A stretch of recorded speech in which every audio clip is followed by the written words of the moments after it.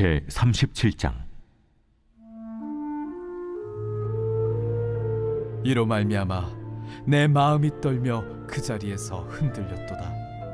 하나님의 음성 곧 그의 입에서 나오는 소리를 똑똑히 들으라. 그 소리를 천하에 펼치시며 번갯불을 땅끝까지 이르게 하시고 그 후에 음성을 발하시며 그의 위엄찬 소리로 천둥을 치시며 그 음성이 들릴 때에 번개를 멈추게 아니하시느니라. 하나님은 놀라운 음성을 내시며 우리가 헤아릴 수 없는 큰 일을 행하시느니라. 눈을 명하여 땅에 내리라 하시며 적은 비와 큰 비도 내리게 명하시느니라. 그가 모든 사람의 손에 표를 주시어 모든 사람이 그가 지으신 것을 알게 하려 하심이라. 그러나 짐승들은 땅속에 들어가 그 처소에 머무느니라. 폭풍우는 그 밀실에서 나오고 주인은 북풍을 타고 오느니라.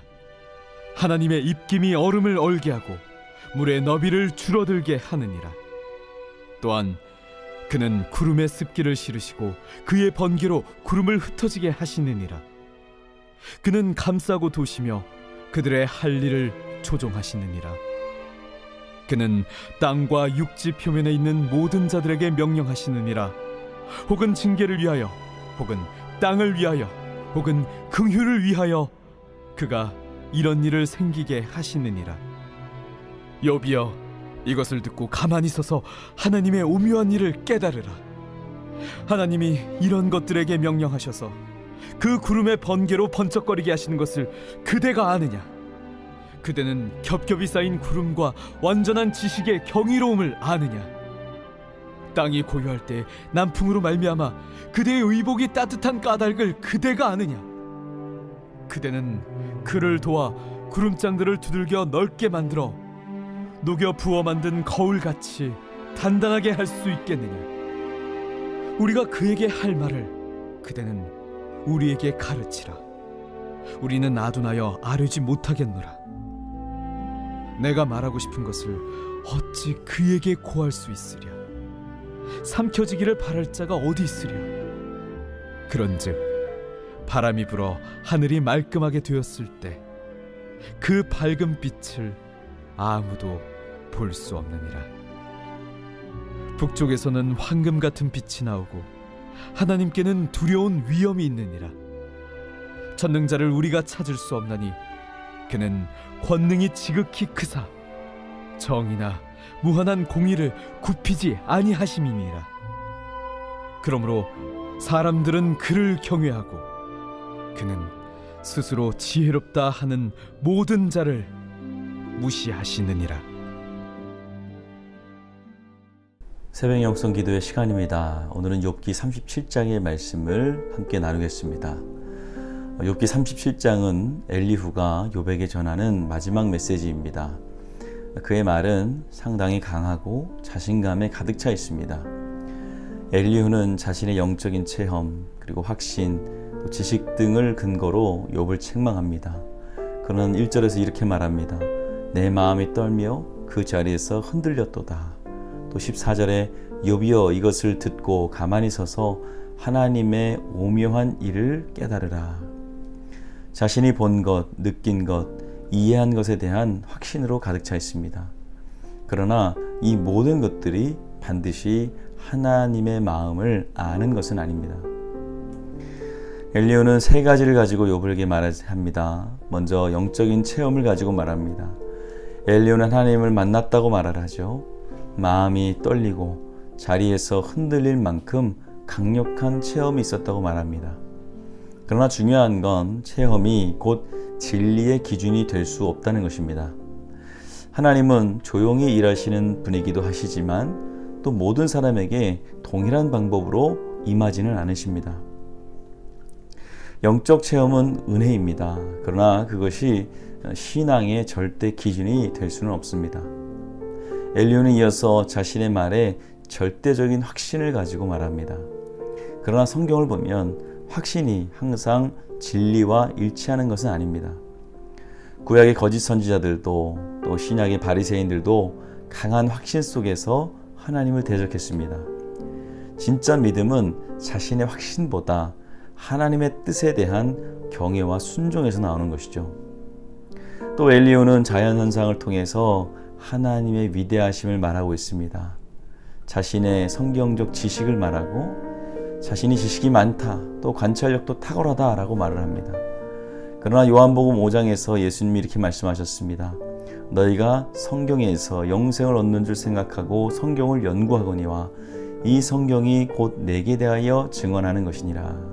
지식은 예수 그리스도를 향해서 가지 않으면 그저 머리만 커지는 것이죠. 아무리 성경의 지식이 많고 성경을 연구했다고 해도 그것이 하나님을 알게 되는 길이 되지는 않습니다. 오늘 이 본문은 우리에게 이러한 질문을 던집니다. 나는 나의 체험으로 남의 믿음을 판단하고 있지는 않은지, 나는 강한 확신만으로 내 신앙을 정당하고 있지는 않은지, 나는 성경 지식으로 교만해하진 않았는지 우리에게 묻습니다. 엘리후는 말끝에서 이렇게 말을 합니다. 그러므로 사람들은 그를 경외하고 그는 스스로 지혜롭다 하는 모든 자를 무시하느니라. 참된 신앙은 스스로 지혜롭다고 여기지 않고 항상 겸손하게 하나님 앞에 서는 삶이 되어야 됩니다.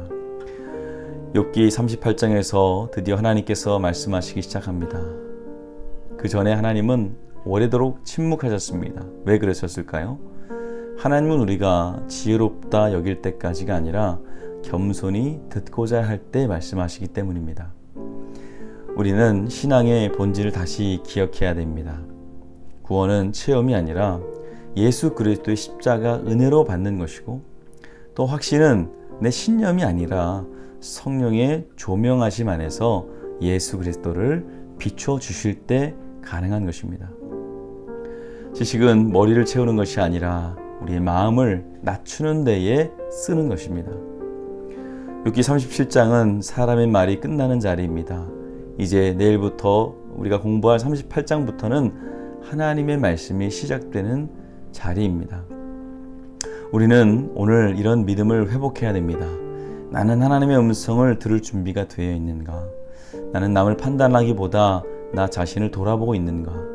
나는 스스로 지혜롭다고 여기기보다 하나님 앞에 무릎 꿇고 있는가? 겸손히 하나님 앞에 물어야 됩니다. 겸손만이 하나님을 만나게 하는 통로입니다.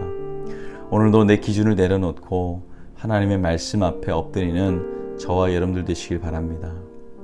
내가 가진 체험, 확신, 지식보다 겸손한 마음으로 주님을 바라보게 되시는 여러분들 되시길 바랍니다. 또 스스로 지혜롭다 여기지 않고 하나님의 음성을 들을 수 있는 마음을 가지시기 바랍니다. 다른 사람을 판단하기 전에 나의 교만을 돌아보고 하나님의 말씀 앞에 우리의 두 손을 들고 겸손히 엎드릴 수 있는 우리 모두가 되시길 축원합니다. 오늘은 목요일입니다. 다음 세대와 가정을 위해서 기도해 주시기 바랍니다. 아이들이 예배의 자리를 떠나지 않게 해달라고, 다음 세대가 세상의 죄에 물들지 않고 믿음으로 자라나게 해달라고, 가정의 예배가 회복되게 해달라고 기도해 주시기 바랍니다. 기도하겠습니다. 좋으신 하나님, 우리가 가진 체험, 내가 가진 확신, 지식보다 겸손히 하나님의 말씀을 귀 기울이는 우리가 되게 하여 주시옵소서. 우리 스스로 지혜롭다고 생각하지 않게 하시고 하나님의 음성을 들을 수 있는 겸손한 마음을 허락하여 주시옵소서. 다른 사람을 판단하고 또 교만했던 것 이 시간 돌아보며 하나님 말씀 앞에 우리의 두 손을 들고 또 겸손하게 무릎 꿇고 엎드리는 주의 종들 되게 하여 주시옵소서. 오늘은 다음 세대와 가정을 위해서 기도합니다. 우리의 가정 지켜주시고 믿음의 세대들 이 세상의 죄에 물들지 않고 믿음으로 자라가게 하여 주시옵소서. 담임 목사님 사역 가운데 성령 충만 주시고 성령의 능력이 날마다 나타나게 하여 주시옵소서. 태임을 위해서 기도하는 성도, 사고와 또 투석과 어지럼증, 디스크 광황증의 불면증, 우울증으로 고통받는 성도들 기억하여 주시옵소서.